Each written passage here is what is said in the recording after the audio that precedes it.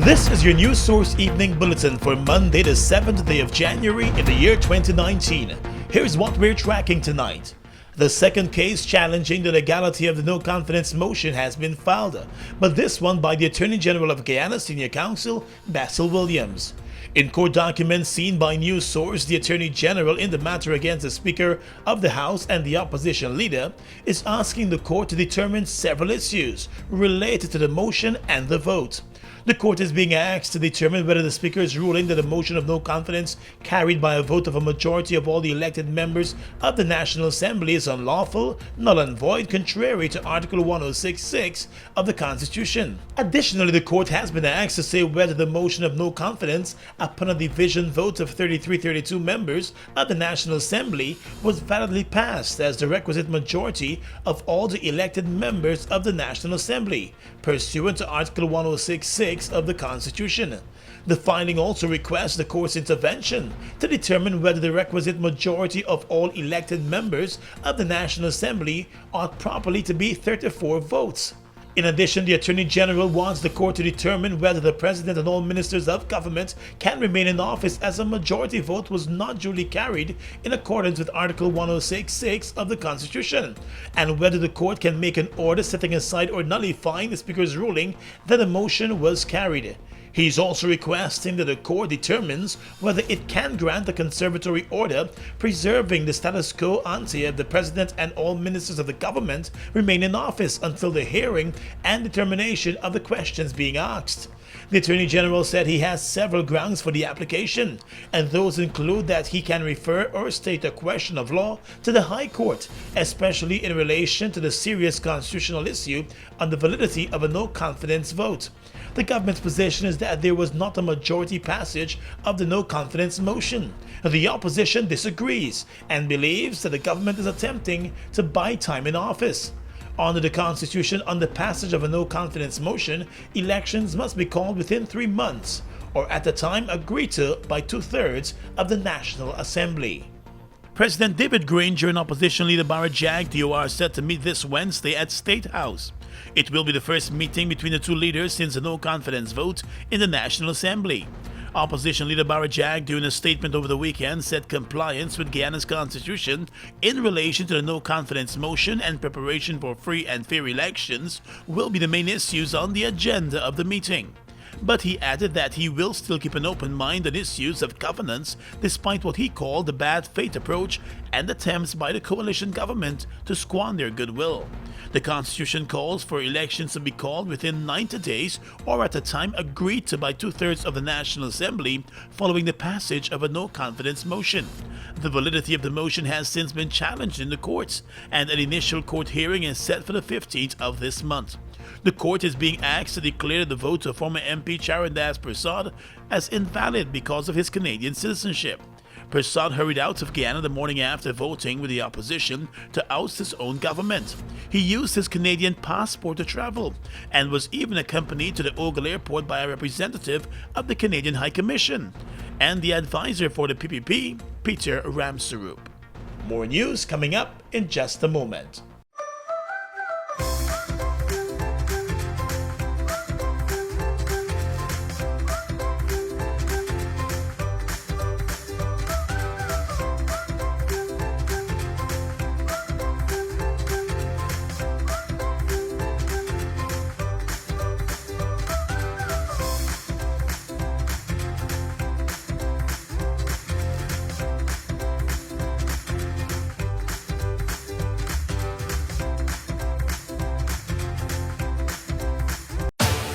Ready to ride it, ready to ride it, ride the wave. Open up the new vibe, drink up the boldness inside. Radical and fresh and wild, catch the wave now.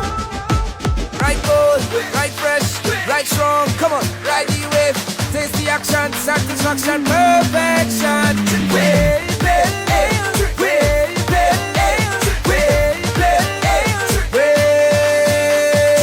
Ride the new wave of excitement sweeping Guyana. Wave Pale Ale, a premium, full-bodied, strong and refreshing alcoholic brew, crafted to perfection for a bold, young, radical you. Don't settle for anything less. Catch a Wave Pale Ale and ride it today. Wave Pale Ale. crafted to perfection. Roam like you're home, because prepaid means more with GTT. Travel to any GTT roam zone in the US, Canada, Caribbean, Latin America, or South America and pay the same great rates to use your data from foreign as you do when you're home. With GTT, prepaid means more, so roam like you're home with GTT, Guyana's preferred roaming network. Welcome back. Less than a month after the surprise announcement of the new political party, A New and United Guyana, one of its founders has decided to walk away from the party. Businessman Terence Campbell announced on his Facebook page this morning that he has written the other key persons in the new party, indicating his position to leave. In his letter, he said a no-confidence vote by former Member of Parliament Charandas Persad has polarized Guyana, and the polarization is enough of a deterrent for any aspiring politician. He added that there is more, and told his former party colleagues that for a new independent party to be successful in the current scenario, he believes it would need to compete under an umbrella with groups that broadly share its philosophical approach, since time is short and resources are limited. Mr. Campbell also raised concerns that some of the co-founders of the new party have dual citizenship. That issue is currently on the front burner as a challenge to the no-confidence vote is using Charandas Persad's dual citizenship to get the courts to declare that his vote was invalid. The laws of Guyana forbids anyone who has pledged allegiance to another country from serving as a member of parliament. Mr. Campbell said his concerns have caused him considerable worry, and he fails to see how he could add value to the efforts of the new party. The new political party is expected to be formally launched within the next week. It has brought together a number of civil society members in its leadership, including former Speaker Ralph Ramkaran, political scientist and former minister under the PPP government Dr. Henry Jeffrey, and attorney-at-law Timothy Jonas. Mr. Campbell, who also operates a number of food franchise businesses, also announced today that he has resigned from the constitutional reform lobby group Rise Guyana.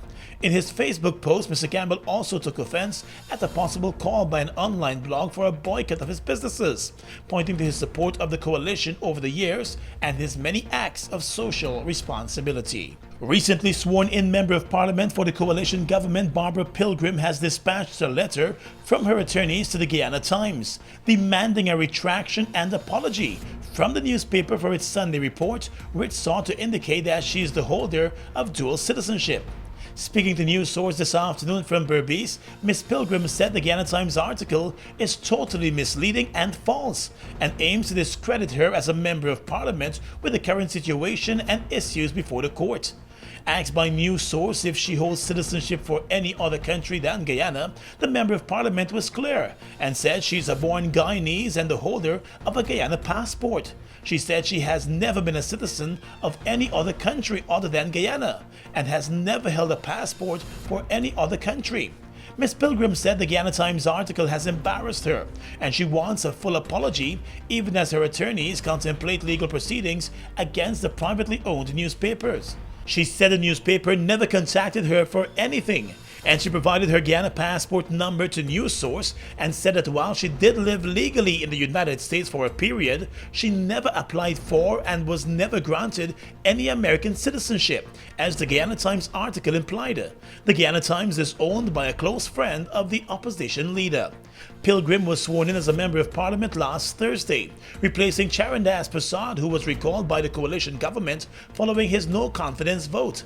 Just last Friday, a matter was filed in the High Court challenging the no-confidence motion and vote because of the Canadian citizenship of former government Member of Parliament Charandas Persad, who voted along with the opposition to move the no-confidence motion against the government. Guyana's constitution prohibits anyone who has pledged allegiance to another state from serving as a Member of Parliament.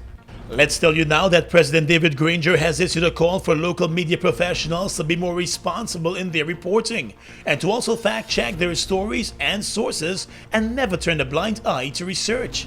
The president made the comments yesterday during the annual media brunch. So fact-checking is an important element in your social responsibility, accuracy in your social responsibility. And I would ask that, especially this year, editors employ persons to check facts before reckless statements are made, of course, which could be harmful to individuals and the public at large.